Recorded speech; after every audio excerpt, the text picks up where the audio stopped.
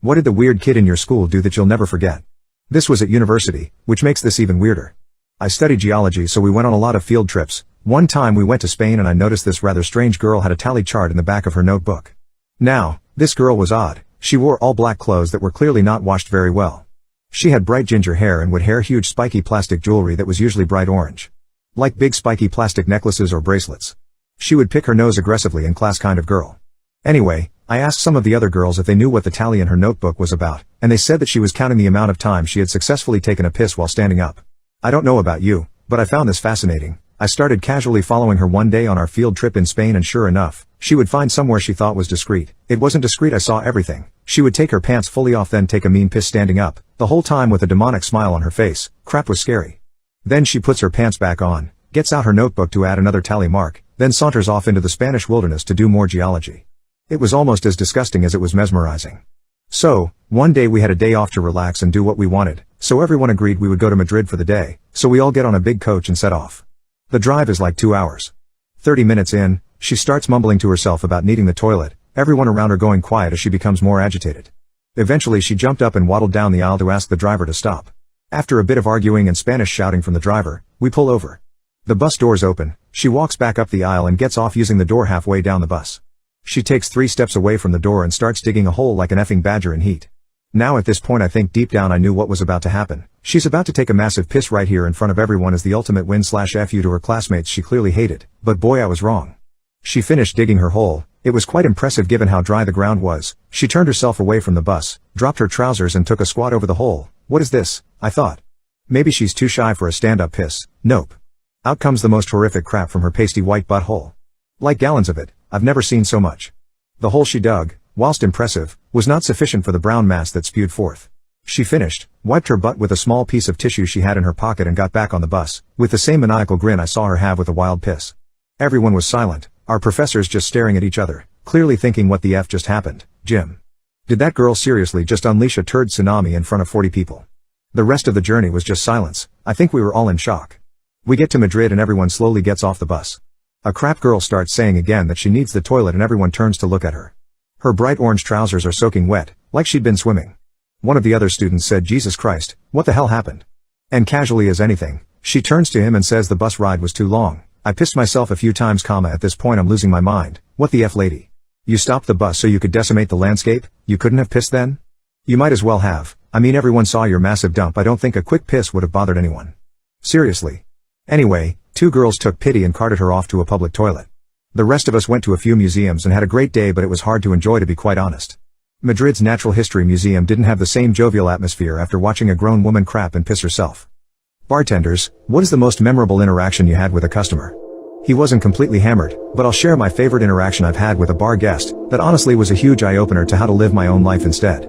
The restaurant/bar I work at is an odd concept. We have a lot of different things going on throughout the week, so some nights it goes from a nice place to grab food and drinks for dinner, to straight up dance club/high volume bar.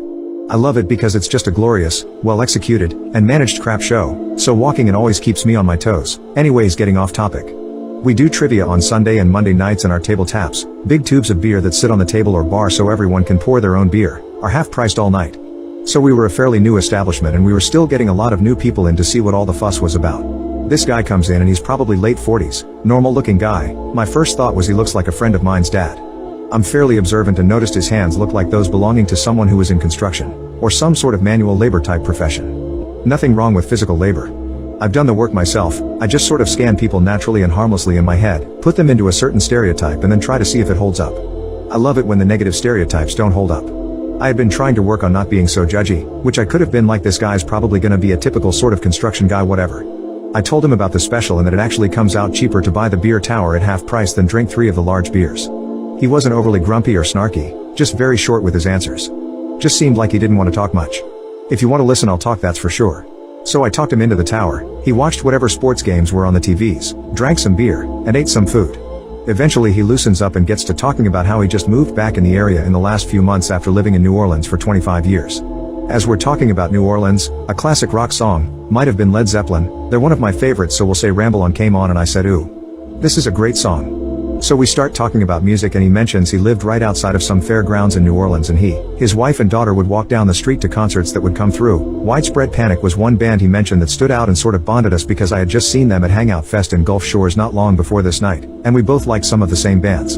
Throughout our conversation he would sort of randomly mention, well yeah, my daughter's normally with me during this time, but she's in college now and down in Florida on spring break. Which I mistook for a dad missing his daughter, who is now growing up, and the beers sort of bring that emotional side out. Finishing our music conversation, he pays out after he's been at the bar for about 3 hours. Our convo was sort of off and on as I went back and forth to other guests.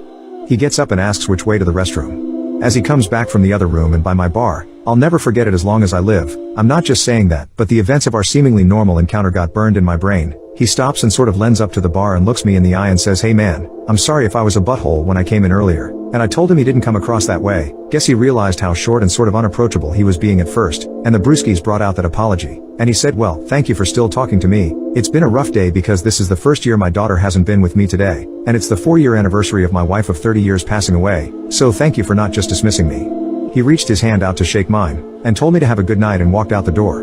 I'm a fairly emotional guy, not in a dramatic way, or anything, just very empathetic, and I had recently lost my grandmother with whom I was very close.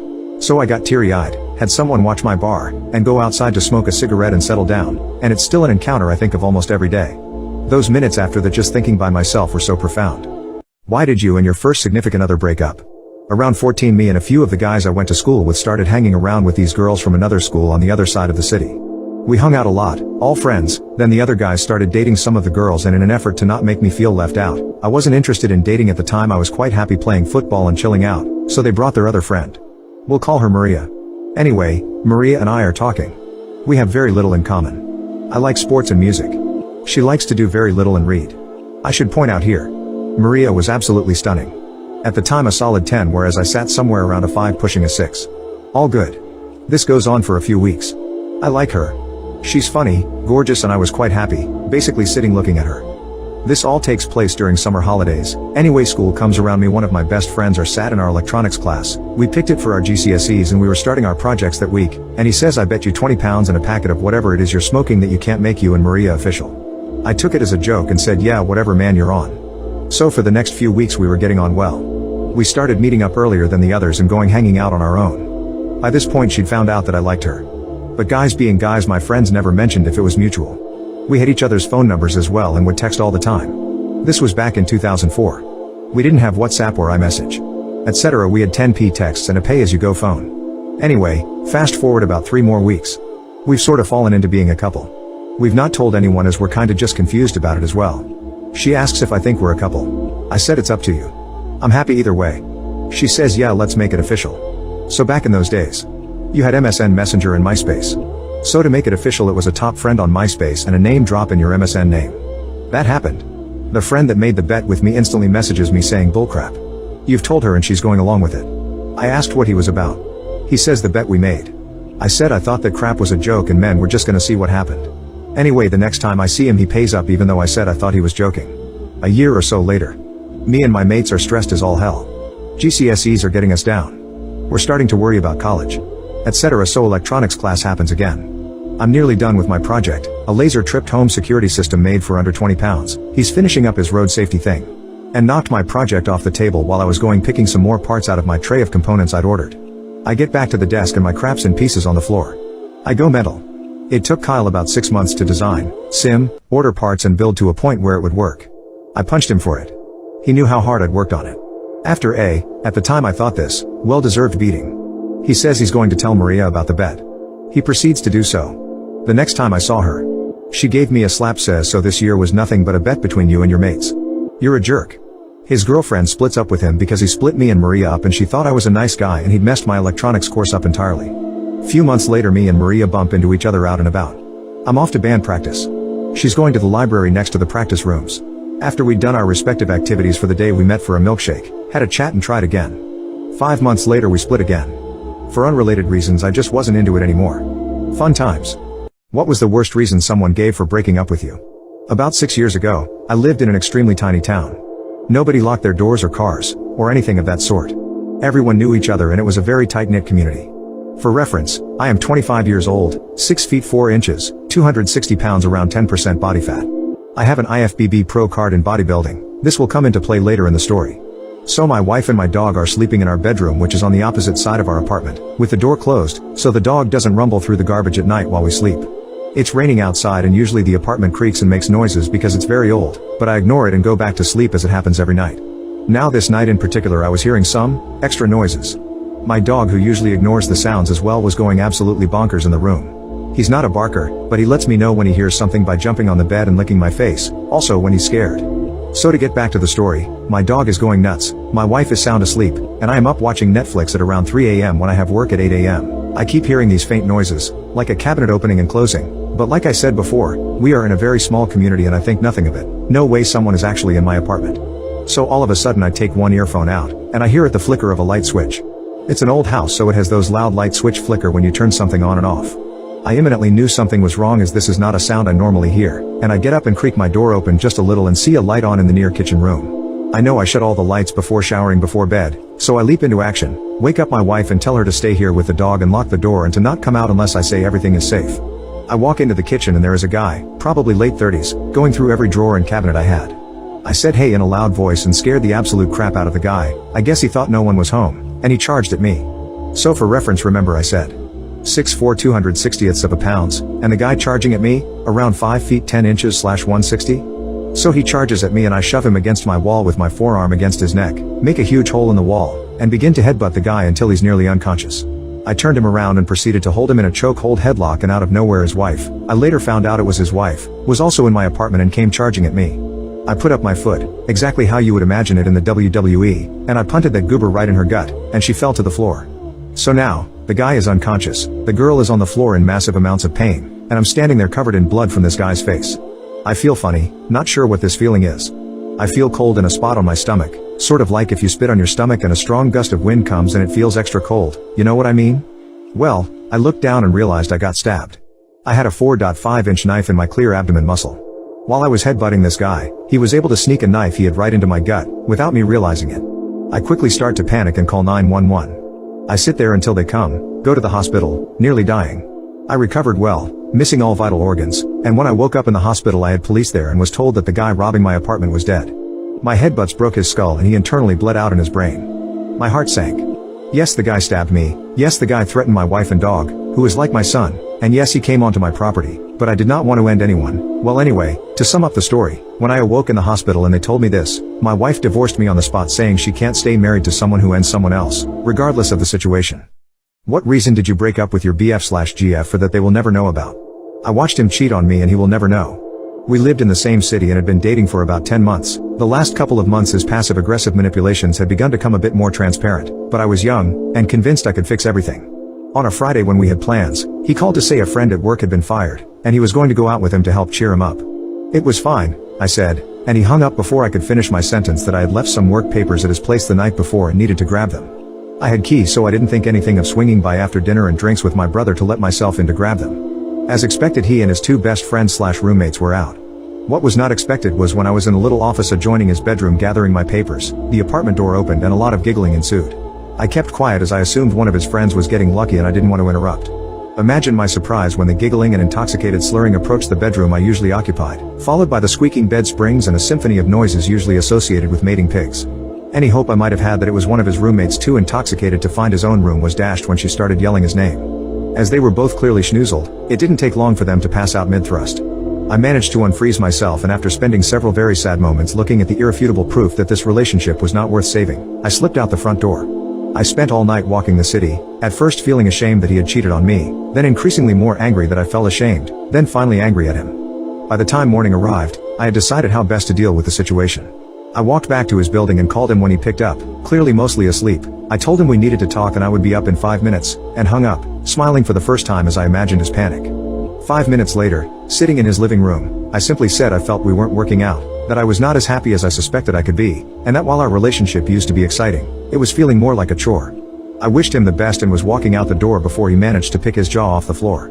On a hunch, I went out the back door and was pleased, if not surprised, to find his half-dressed companion crouching out on the fire escape. What followed was weeks of pleading, denial and desperation on his part. When I was unyielding, he began to be suspicious. Did I know about his indiscretion? He of course couldn't ask me, in case I didn't know, So he started lashing out at all of his friends and coworkers who had been there that night, accusing them of telling me. And in this manner, they all learned of his infidelity. It caused, I later found, some major rifts between him and his friends, as they all liked me, and led to him being let go at work for increasingly erratic behavior and causing hostility with his coworkers. Parents of Reddit, why are you disappointed in your adult child? I just disowned my stepson last week. He came into my life at 12, a few months short of turning 13. He turned 23 a couple of months ago. It's been 10 years of hell. I missed my children, divorce sucks and I didn't see them enough, and really looked forward to him being my son. I knew from the moment he moved in that he was lying to me about virtually everything. No matter how big or small, he would deflect outright lies. He started getting bad grades in school, claiming I don't want to be a nerd. We worked with him. He'd get straight A's for 6 weeks, then purposefully start failing again. Then he got involved with the less desirable elements, older than him as well. He started fighting. A lot. Became his group's enforcer. At 15 he got locked up in a juvenile detention center with a boot camp-like program for 6 weeks. Model citizen. Perfect grades. Respectful. The instructors told us that they had no idea why he was even there. Came home 3 days before his 16th birthday. Perfect gentleman. On his birthday he went out with friends and disappeared for days. Came back, had obviously been using something, got in a fight with his mother, left. Came back, kicked in the back door and stole some electronics. We called the cops and they had him in 30 minutes, on his way to the pawn shop. In court the next day, he was rude and belligerent. Did 6 months in real juvie this time. Came home after Christmas. Back to school. Back to fighting. Finally got jumped by 3 guys with brass knuckles that put him in the hospital. Finally quit fighting. Dropped out of HS at 17. Got married a few months later, my wife is an idiot for supporting it. Gets her pregnant, they split up a few months in. Cue the cycle of him arguing with his mother, being hateful and nasty to her and leaving. Weeks or months go by, he comes back. Over the course of the last 6 years there have been girlfriends living with us because my wife cannot say no to her little boy. He won't hold a job. Best streak of working is about 2 months. Meanwhile he's been locked up multiple times for substances, being in a burglary ring, domestic violence, driving without a license, failure to pay child support. Did I mention that there are 2 kids by different mothers now? The latest is a return of one of the psycho girlfriends that I have explicitly banned from our property. That's crazy. Turns out a few weeks back they informed that she's pregnant. At the same time I warn her that the more she lets them hang out while I'm away, the better the chance that something bad happens. It did. He had one of his flare-ups one evening late. I'm out of town. He's stone cold sober. Gets pissed off at nothing. Really, I reviewed the security footage. Proceeds to get into an argument with his mother. Screaming in the front yard. It moves over by the garage. Grabbed her and threw her down on the driveway. Landed on the corner of the concrete on her tailbone. Couldn't get up.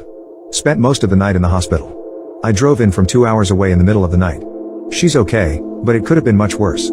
This is one more in a long string of events that culminated in physical violence for the first time. I didn't mince words. Never again. Disowned. She has agreed. Somehow I don't think it will last and that makes me sad. I have been clear though, from here out she can pick one of us. Him or me. What is the deepest, darkest secret you found out about a friend that really messed with your head? When I was around 8 years old I met a girl named Molly. Her family had moved in that summer to a house a few houses down and I really didn't see her for the first month or 2 that summer. My first memory of her was when I was playing with a small anthill in my backyard and she came over and joined me. She showed interest in my anthill and by 8-year-old logic she was the coolest person ever and we became best friends. We would play every day that we could in her backyard or my backyard, go to the pool, ride bikes, ride scooters, and play basketball. Basically if I went outside she would be out with me. A few years later we were still best friends and did everything together. When we were about 12-13ish I remember it was the late fall of 7th grade when she didn't show up for a month of school. When she came back she didn't really tell me why she was gone. She said that she was sick and was taking medication to get better, so I never thought too much about it after. We would still hang out every day but I started to notice that she wasn't the same. She wasn't as hyper as she always was, like she would have to take breaks more often when we were doing stuff. The summer before 8th grade and 8th grade she still seemed pretty normal, but I remember that her mom would call her in to take medication and she could stay out as long with me anymore. High school started. We went to the same high school but didn't get to hang out as much because I was playing baseball and she started to take up playing the piano. She used to play softball/baseball with me until she said she had to stop playing baseball so she took up an instrument. Because of our different schedules we didn't get to see each other too often and we would once or twice a week, but it felt like we never talked. In the summer after freshman year we used to hang out every day but she couldn't go out as much. She would be inside her house more and I would go over to her place and watch TV, play video games, and she got really good with the piano so she would play when my family would go over for barbecues. This summer was also the same summer she was going to the doctors more often. She would always tell me it was just a checkup, and if she didn't say checkup she would say she was getting testing done. She would tell me that she was okay but I knew something wasn't okay. Our family shared a beach house down in South Carolina that we would go to in August of each summer. About the second week of being there, that's when I found out. We would go out to the boardwalk pretty much every morning before it go too hot and just go to the beach, get ice cream cones every day and do whatever. This was the first summer that her dad had to come with us everywhere, and it wasn't really a big deal, neither one of us really minded, but I didn't know why he wanted to come. We were standing in line to get food when I saw her pass out in the middle of ordering food for everyone. I was freaking out while her dad called her mom to meet them back at the house because Molly passed out. So he picked her up and we ran back to the house, which was about 5 minutes away, and just got in their car and started speeding towards the local hospital. Her parents took her to emergency care and I waited in the waiting room. I called my parents and told them what happened and they met me at the hospital. About 6 hours later I was allowed to see her and she told me that she was okay and that she must have passed out from the heat and not drinking enough water. She was staying at the hospital overnight, so she and my parents took me out to eat and stopped by the house first to get changed and stuff before heading back to the hospital. I had just finished showering and getting changed when her mom stopped by my room and told me that she and parents had to talk to me. This was the scariest moment of my life. Her parents had told me that Molly was diagnosed with ALS, amyotrophic lateral sclerosis, back in the 7th grade and that she wasn't expected to live much longer. Her condition was getting worse and she might only live for a few more years.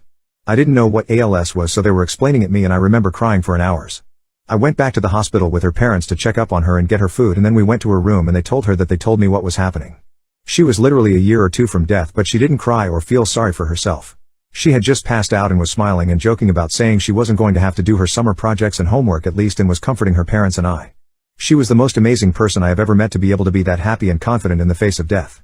She ended up coming back to school that fall with me and she told our small circle of friends what might happen to her in the coming year and how she wanted it to be the best year. It was the most bittersweet moment of my life. All my friends and I quit sports and after school clubs so we could hang out with her every day.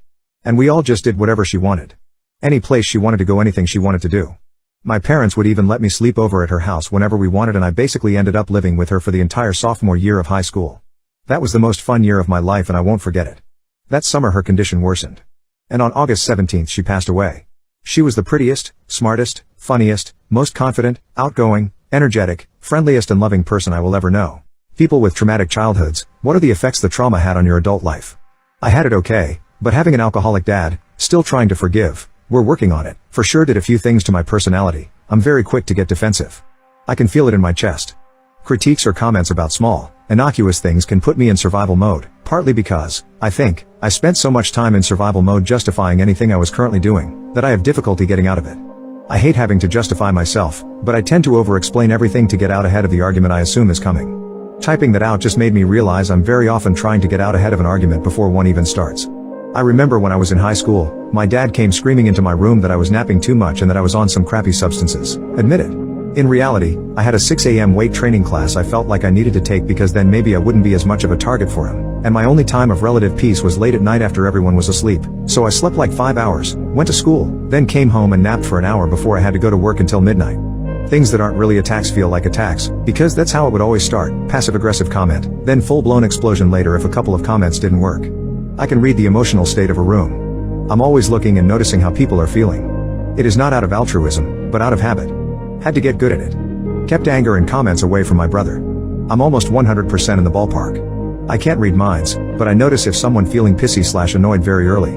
Or if there's some tension. I need absolute quiet to sleep. People/noises in the middle of the night immediately bring me from 0 to 11. I need to know what the noise is, what is going on, who is where. I don't find any difficulty in cutting people out of my life, and that one is concerning. I feel like a normal response to that would be to at least grieve a bit, but it's just so matter of fact with my thoughts. Okay, they are gone forever now. I don't talk to them. Moving on. Overthinking and overplanning after one argument. Okay, that person is gone now, we had an argument. They hate me forever, so let's plan on how to never see them again. When someone in the room is angry, anxiety goes through the roof. Heart rate goes to the moon. Must fix. Can't let the anger get worse. Do whatever you can to appease, now. It's going to be very bad if you don't fix their anger. I tend to keep my interests to myself, and only share them if I'm certain the other party is also interested in the same things. Everything my dad didn't already like, music, any sport I played that he never did, hobbies he wasn't interested in, was deemed stupid, dumb, waste of time, crappy, how could you call that crap music, etc., so I just stopped advertising what I thought was cool. I still tailor playlists/movies/activities/etc. to the people I will be around, I think in a subconscious effort to avoid setting anyone off. Difficulty saying no and people pleasing. Especially in my career. One that I really need to keep working on is how I've somehow internalized certain insults and tossed them about casually. Especially on the internet, I hate how I go from normal disagreement to you mouth-breathing dip crap, you're the dumbest mother ducker alive. Quick to anger. I hate being told I'm wrong, Much more than the average person. Growing up, no matter what evidence or what have you I had, I was wrong. And sometimes, guess what, I am wrong, but when I'm in an argument or a disagreement, it brings me right back to when my dad would be clearly waiting for me to stop talking so he could yell at me until I shrunk back down and I feel like I have to die on whatever hill I am currently on or it's all over. I'm never going to get people to listen to me ever again. I'm really trying to work on this, but my knee-jerk reaction is you're not listening to me. I'm right back to being a kid trying to explain how I couldn't have broken the goddamn plugins on the back of the TV, just admit it goddamn it because I was at school all day. One response only to yelling / tense argument / etc. Shut down completely and stop talking while stewing in anger. How did you stupidly make your medical condition worse? It was Valentine's Day and I was sick. Fever, chills, fatigue, nausea, and general misery had kept me home for the day. I'm in the medical field myself and it seemed that the entire region was currently decimated by this year's influenza strain, so no biggie. That weird twinge in my side that started a few days ago was probably a pulled muscle from too many back stretches at the dance studio, right? I had shrugged it off, but now it legitimately hurt with every step I took. Ugh, fine, I'll go to the stupid clinic today, but later. First I need some more sleep. I woke up with barely enough time to fling myself out of bed and towards the hall bath, getting there just in time to vomit more fluids than I thought I'd consumed. Also, I noticed the lack of the coughing or congestion that typically arrives with the flu, so maybe there's something else going on. That pain is right over my left kidney, but it's probably nothing. Okay, then, I should probably get my pukey butt to the nearest urgent care clinic, and I definitely shouldn't be driving. I called husband and explained the current circumstances, asking him to come home and take me to the doctors. Because I'm a stubborn paramedic who hates it when people go directly to the hospital's emergency room for ridiculously minor things, I went to an urgent care clinic near my house. I expected to have a PA confirm my self-diagnosis and tell me to tough it out with Flonase and Mucinex, because treating a virus like influenza usually means managing the symptoms and trying to decrease the discomfort. The PA took a quick look at me and told me to go to the ER. As is my wont, I protested, but she was serious enough that I was actually considering going. I finally agreed to go just to make husband more comfortable with the situation, but I fully expected that this was a waste of time and hours of my life I'd never get back. By the time we arrive I've accepted that I have pyelonephritis, a kidney infection, but still feel the ER is overkill. After triage and a preemptive blood draw for labs, I was taken to a room. I didn't even have time to change into the stupid, drafty, butt-bearing gown provided before my nurse arrived to start a saline drip to treat my dehydration. Cool, pretty standard stuff so far. Several minutes later I was talking with the physician about my signs and symptoms when there's a perfunctory knock at the door and a lab tech entered to hand deliver my test results. Uh-oh. This can't be good. I watch her eyes widen as she reads the CBC values, and then she announces, "Yeah, we're gonna be keeping you overnight." She then orders a second 4-line, hardcore painkillers, and a massive dose of 4 antibiotics and leaves me trying to figure out what just happened through a pain and narcotic haze. Well okay, it is around 8 in the evening at this point so overnight observation seems reasonable. I expect a patient transport tech to come fetch me and take me upstairs to a general medical ward. Instead, an RN starts to wheel my bed towards the elevator, which is really weird. Nurses usually have better things to do than move patients between wards. At this point, I hadn't been told anything about what was wrong or where I was going, but I start to get somewhat nervous as I'm moved into an intensive care unit. I rationalize this by telling myself that they must be out of general med/surge beds and so I'm being put into this room as overflow. It's a huge room, and my nurse appears to have only one patient, me. Man, this crap keeps getting weirder. Within minutes, I'm hooked up to every type of monitor I've ever attached to a patient and then some, plus I've got a transmitting cardiac telemetry monitor stuck to me, too. My nurse goes through the endless list of health history, lifestyle, and medication questions, and asks husband to bring my birth control pills from home. What the F? I have pyelonephritis, and this is ridiculous. Is that really necessary? I mean, I'll be home tomorrow. She looks at me with both amusement and pity, and then continues bustling about the room doing important nursing tasks. Yeah, I was wrong. It wasn't the flu. She shattered my last layer of denial by showing me my lab results, and holy effing crap my white count is 28.77. I'm effing dying. A normal white blood cell value is between 3 and 10, and I was so far past that I was in critical condition. Turns out I was in septic shock in addition to renal failure and E. coli septicemia, and had I waited a few more hours to seek medical help I'd have probably been toast. EFF. I couldn't deny the seriousness of the situation anymore, but I just felt too crappy to even care. After a sleepless night and an endless parade of nurses, CNAs, phlebotomists, X-ray/imaging techs, and a priest, I finally met my attending physician and a whole crew of residents.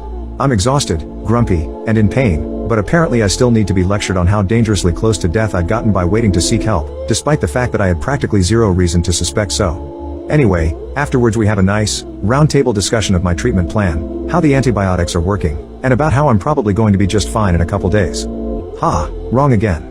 Turns out the massive infusion of fluids and treatments to kickstart my kidneys caused my lungs to fill with fluid, resulting in a condition called ARDS in which, well, you can't freaking breathe.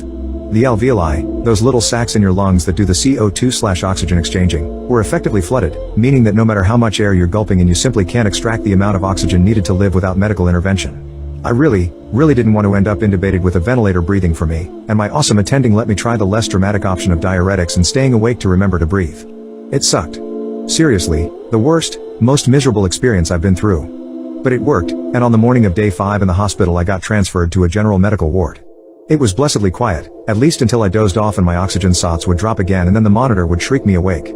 I was slowly weaned off of supplemental oxygen over the next few days, and eventually got to go home on the condition that I'd sleep with a little extra oxygen at night. The scariest thing about the whole experience was how it snuck up on me so stealthily.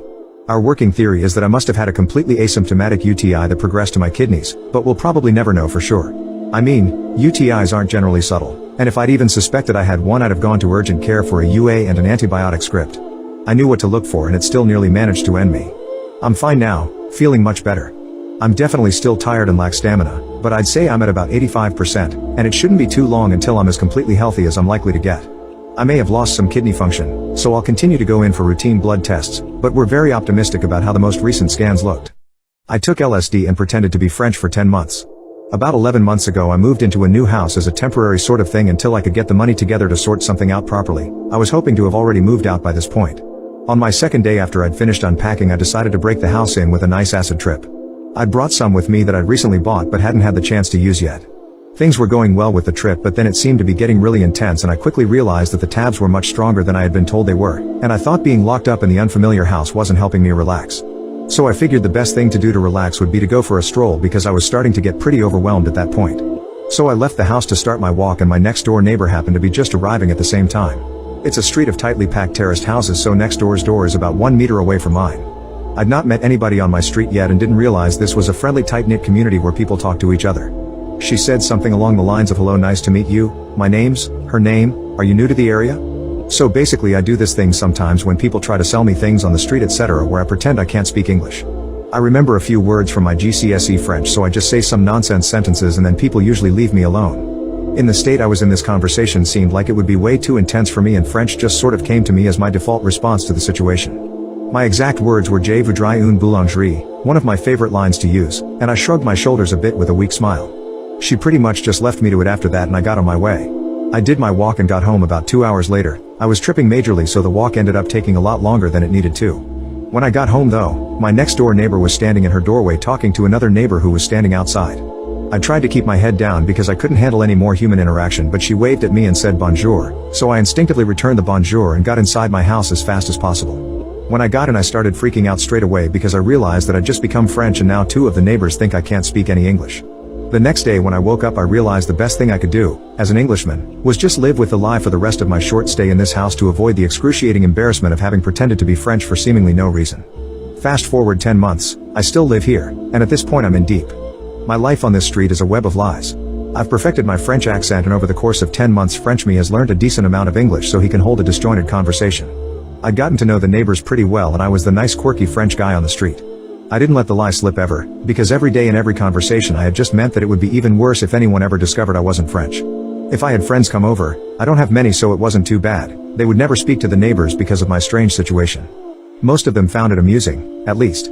Things were going okay and I wasn't too worried about being exposed anymore because I'd gotten so used to it. I'm not home that much and when I am I rarely leave the house for any reason so I only had to do it for maybe 5 minutes a day when I was out on my street. If anything it was a nice way to spice up my day when I got to take on my French persona. French me somehow had much better social skills than the real me, even if his English was a bit limited. But then there was the day it all came crashing down. I was walking to my car and saw one of the neighbors coming towards me from the opposite direction with someone else next to her I didn't recognize. She stopped to say hi, as she normally does, and then she said to her friend this is F7TJ78, the guy I was telling you about. You might be able to see where this is going. Her friend hit me with a question in French that I didn't understand a word of, and I knew he was actually French straight away because his accent was way better than mine. I didn't know what to do and I just froze. Every second that went past just made it so much more painful and after way too long of a pause I just decided I had to come clean. I told her I wasn't actually French and couldn't speak French and then I tried to play it off like some kind of practical joke I'd been doing on everyone. Nobody was buying that. I fast walked straight to my car and then let the embarrassment just swallow me for a while. I haven't spoken to any of my neighbors since, some of which I'd struck up a friendly relationship with over those 10 months. I make sure nobody is around now whenever I leave the house, and I do a loop around the block in my car if any of my neighbors are walking down the street when I get home so that I never come into contact with them. Every time I think about the day I was discovered, the embarrassment physically hurts me. Women who gave the creep a chance, how did it go? There was a guy that came into my work restaurant a few times a week for lunch. He did this for a little over a month, so he became a regular. He had asked me out every time I brought his bill. He always asked in a lighthearted way and never seemed upset or anything when I turned him down. I assumed that after the first few questions, he may have thought of it as more of an inside joke at that point. Like he was just asking now to make light of the previous rejections and to make it less awkward or something. He always gave me weird vibes but seemed nice enough, so I thought I might have just been making assumptions because of his appearance and wasn't being fair. One time that he asked, I decided randomly to agree and give him a shot. Why not, I thought. He was always super kind and I had gotten rather used to the awkwardness I felt being around him.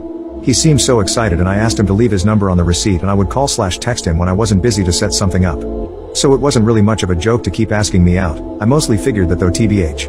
A few days later I hadn't texted him yet to set anything up or even give him my number, and I get a text only a few minutes after walking into my house after I got home from work. It said, "Hey. It's from.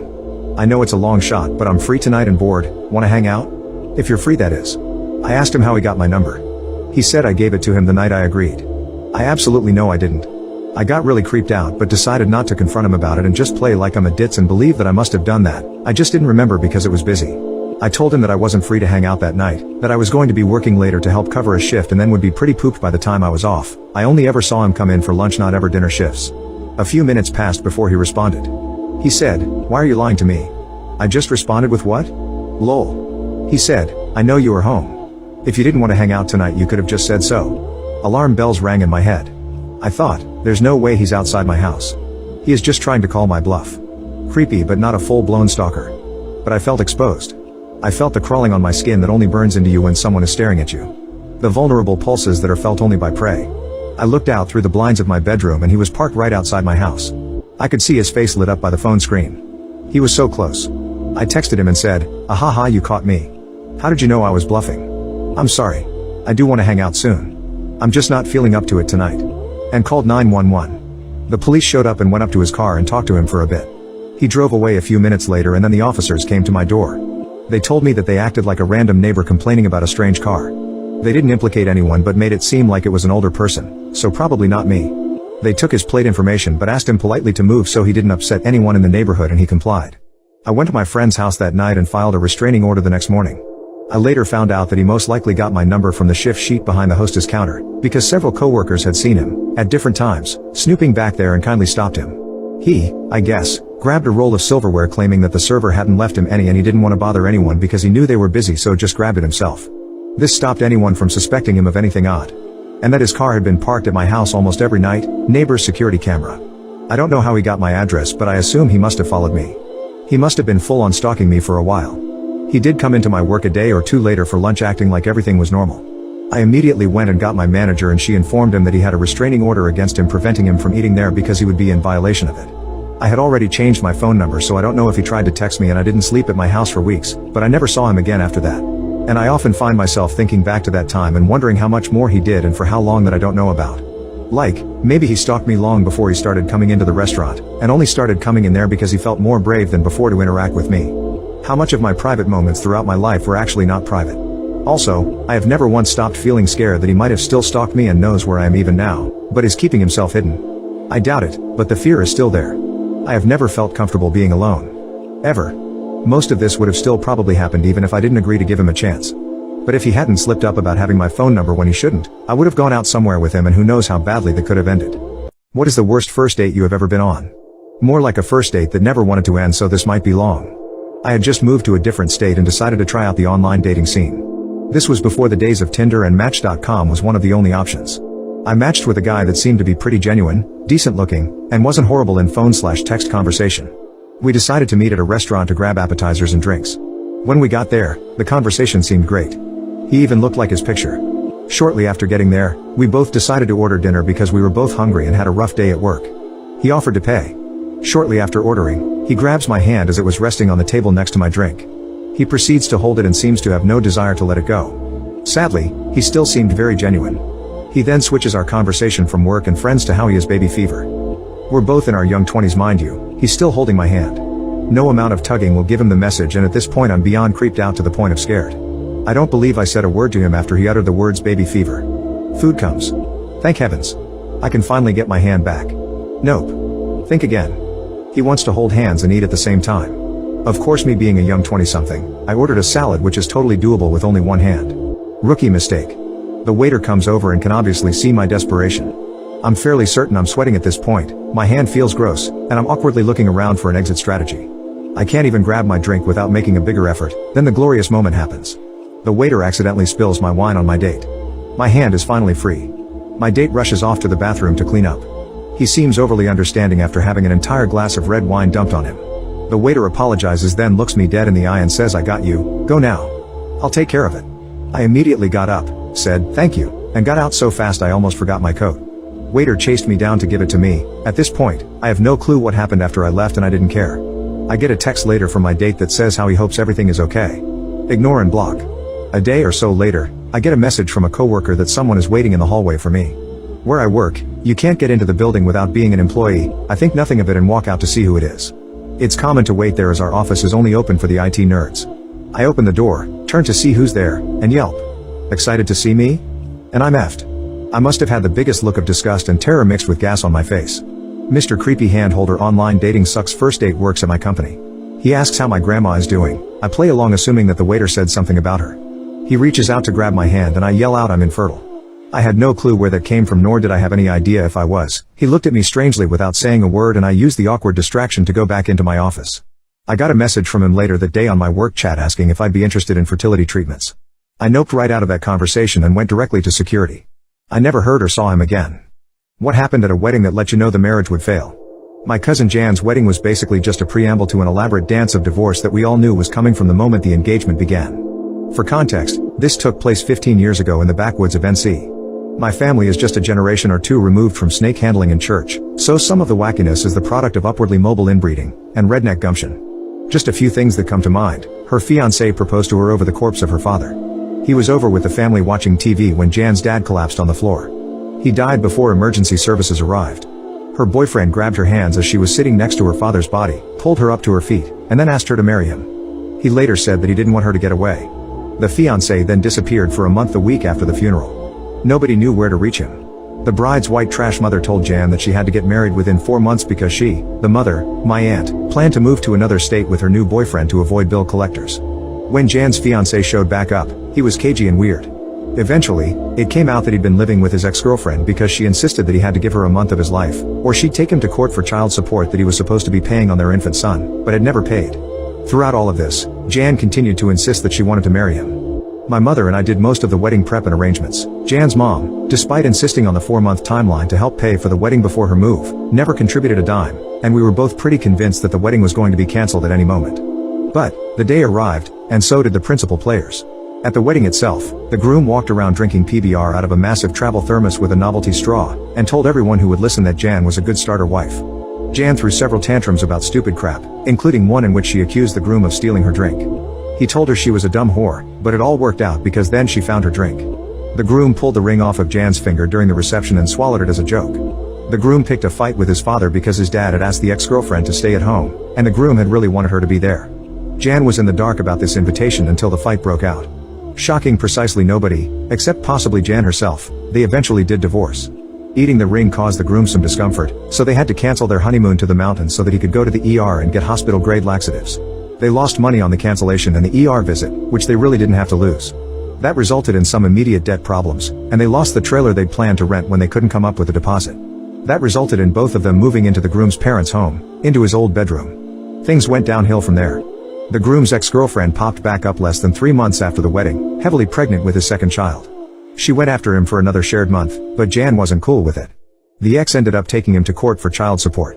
Jan got a second job to make ends meet while resigning herself to living with her in-laws for a while longer. One day, after he'd dropped her off at work, the groom sold Jan's car. He then disappeared for several more weeks. She lost both jobs, and shortly thereafter realized she was pregnant. The groom accused her of cheating because he thought he couldn't have more than 2 children in a lifetime, and his ex-girlfriend had already filled the quota. As I understand it, this is what ultimately caused the rift in their relationship. My roommate left her feces smeared all over the bathroom walls and poisoned me. I lived with an awful, now ex-roommate. This happened back in 2020. I moved out of a living situation where a caregiver was allowing a small dog to attack my cat. I moved out fast for her safety, unknowingly into an even worse situation. In my state, the government helps homeless people through a program, and in comes Sherry, fake name for privacy's sake. Sherry is an alcoholic with extreme IBS and, as you probably guessed, came off the streets. It was my first time moving out on my own. I noticed pretty early on that Sherry was a slob, but this was to be expected as she didn't really have experience cleaning a home. The issues started when I woke up late at night and used the bathroom. When I sat down and felt the floor and seat was wet. I turned the lights on and, to my horror, it was like a brown slaughter scene. Human feces spread on the toilet seat, the floor, the walls next to the toilet. It was like a diarrhea bomb went off. I didn't even know that was possible. I informed my landlord, who only believed me with picture evidence, which should have been a huge red flag at the time, but I was still a teenager.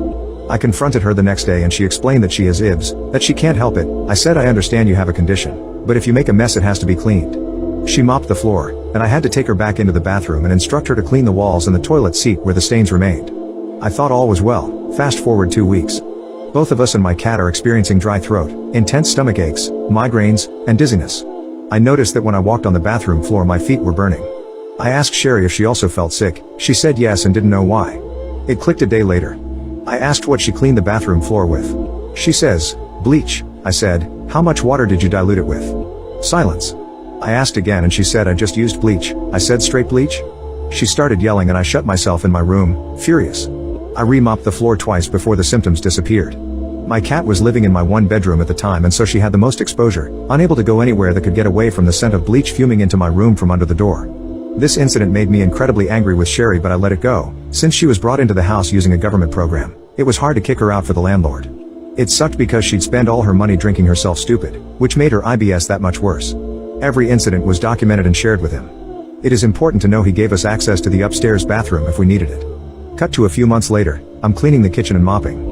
I wear headphones while I clean to make it easier to focus, and I at this point have kept my room locked since I found Sherry opening my door without knocking and suspected she was snooping through my stuff.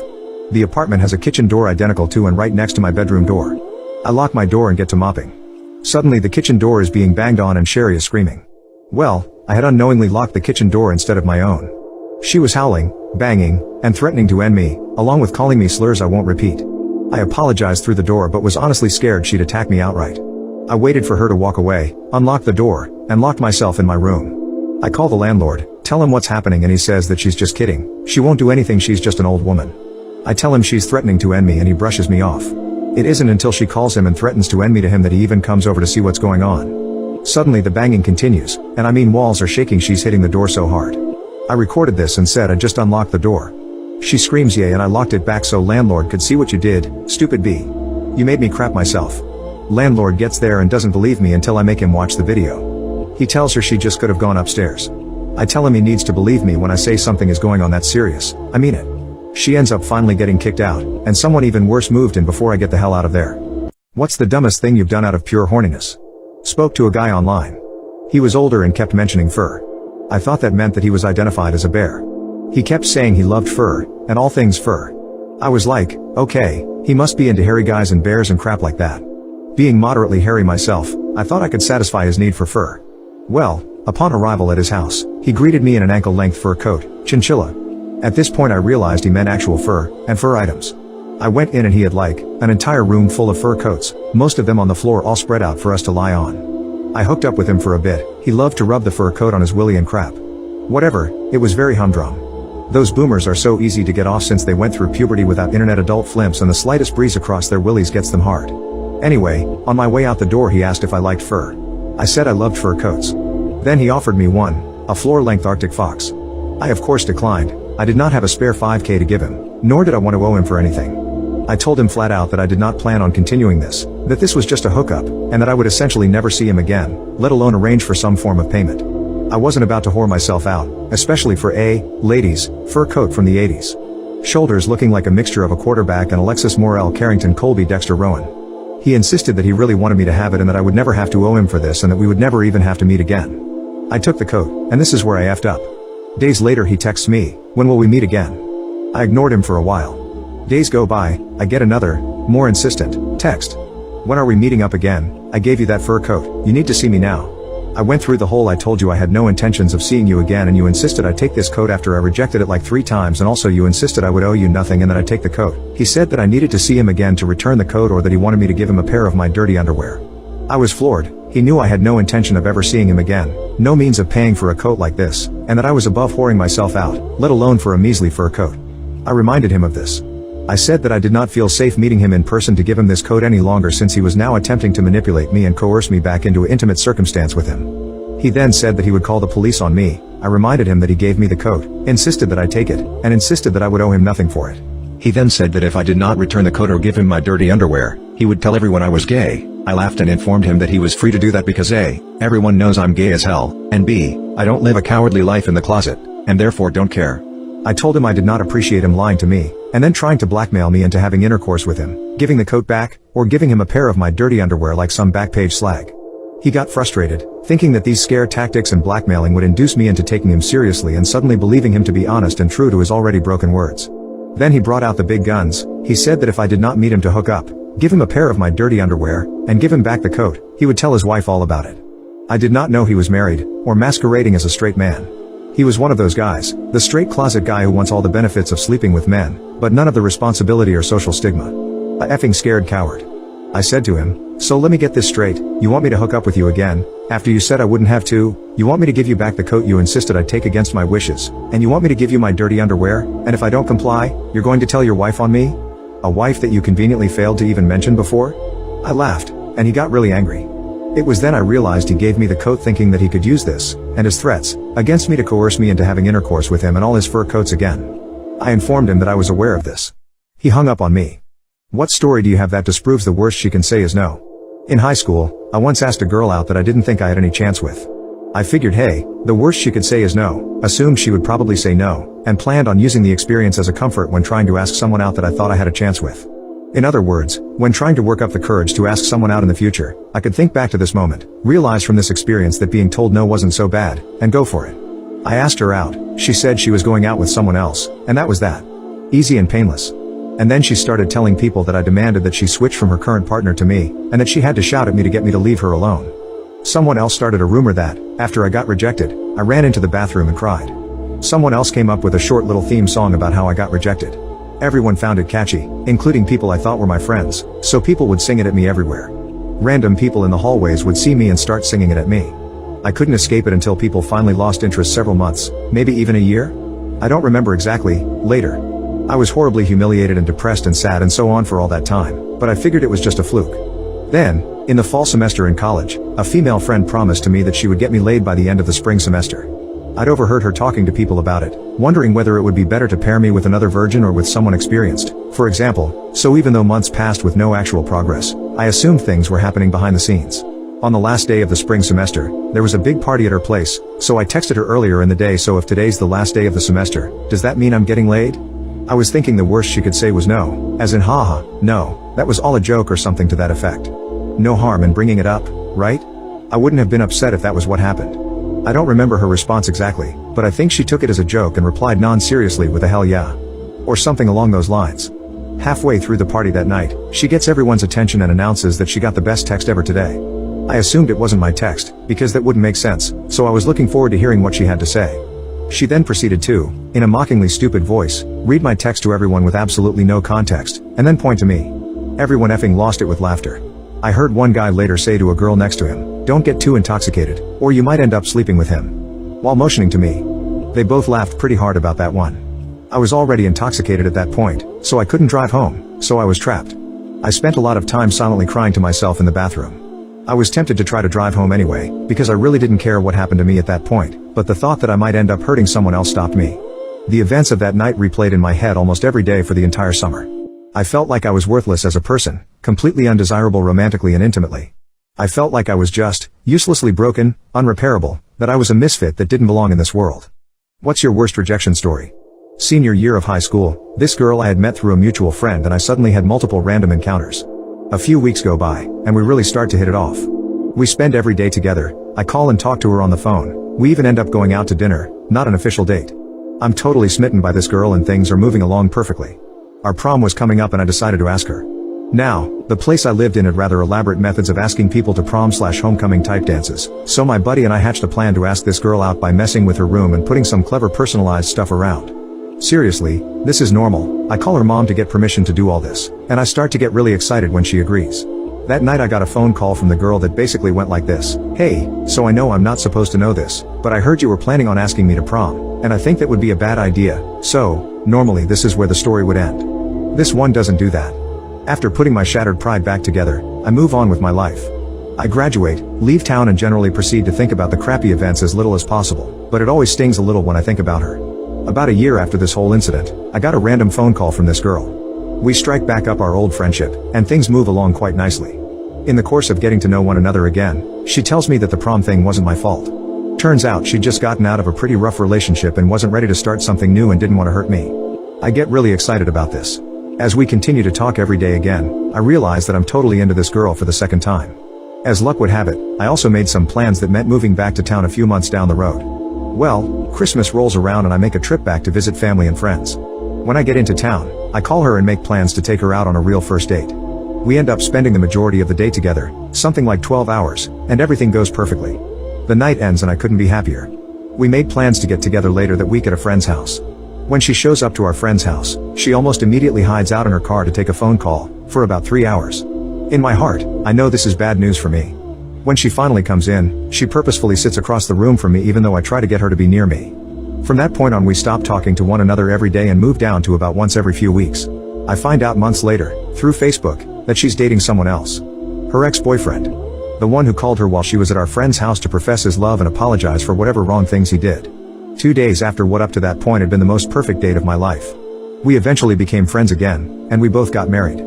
Who is the worst kid, under 15, you ever met?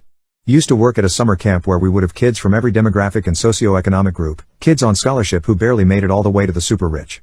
All in all the kids were good with a few exceptions, one of which I will call John. Now John was about 13 when I worked with him and clearly had some emotional issues that were not being addressed by his super wealthy parents who instead would ship him off to summer camps all over the country.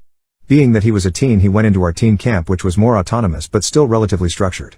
To get to the campsite you had to cross a bridge that was over a narrow but very deep creek. Relevance will come up. One day as I am sitting in my office I get a text from a counselor at the teen camp who told me to get over there as soon as possible, so naturally I get up and sprint there. I show up and John is sitting at a picnic table with 3 other kids and 2 very upset looking counselors. As I approach, John starts yelling that whatever they say is a lie and they hate him. I pull the lead counselor aside and he tells me that they caught John throwing a brick from the campsite on Duck and her chicks as they were peacefully swimming down the creek. Unfortunately John hit the mother but didn't end her, so now there was this poor duck thrashing around in front of her chicks on the shore of the creek. All of this was about 40 feet from another cabin group of young girls. We called an animal rehab specialist who came out and safely got all the chicks, but the mother died shortly afterwards. He also punished a poor little girl and broke her glasses. Needless to say, the head camp director is pissed and wants him to leave immediately. We had a behavioral provision in the camp rules that said if children became too hard to work with they would be sent home. Called his parents, who did not seem alarmed with the behavior and said they were leaving for a cruise the next day. Camp director reminds them of the provision and how their son was no longer welcome in camp. Again, parents don't seem alarmed and finally send a friend to get the kid. I saw on Facebook that John is currently studying medicine, which scares the absolute life out of me. When was someone's assumption about you terribly wrong? I was once assumed as a peardo. Hear me out. I had taken my nephew to the park. My sister and Bill were in town for a few days and they were going out for dinner, just the 2 of them. I took my little 3-year-old nephew to the park. It was just us. We were running around having a good time, pushing him on the swings, finding cool rocks, etc. A lady and her big dog had walked over to me at one point and asked, "Oh, your son is so cute." I responded with, "Thanks, but it's not my son." She then, without time to explain, flipped a switch, tried to get between me and my nephew while taking pictures of me on her phone. I was telling her to get the hell away from us, making my nephew cry because he didn't know what was going on. She called the police and she's screaming at the top of her lungs for me to stay back or she'll defend herself while trying to pick up my nephew. I suddenly stopped caring if she thought I was a peardo or not. She had her hands on my nephew and that wasn't going to fly with me.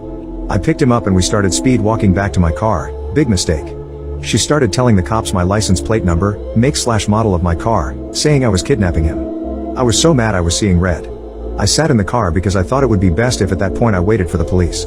I had him buckled into his car seat with the engine running just in park, idling. She's slamming her hands on my windshield trying to get other people to come help her, but a few people just come and stand behind my car so I can't leave. Police show up. Guns drawn, telling me to exit the vehicle. I get out. I have tears in my eyes at this point because I'm so mad/confused. I got handcuffed. I was asked a million questions until they finally understood that this woman didn't know either of us. I finally got to tell my side of the story, which consisted of, I took my nephew to the park. This lady asked if I was the father. I said no. She didn't listen to a word I said after that and tried to take her from me. The lady is looking super embarrassed once I'm done telling the story. My nephew is asked to come up in my arms because he's scared. I picked him up and he cuddled right in. The cops asked the kid if I was his uncle and he just nodded yes silently. The woman starts this sob story about how she was abducted as a child and thought she was doing the right thing. I didn't care at that point. I was so mad at her. We leave, all laugh about it at dinner. Life went on, but it had got to be the worst time of my life.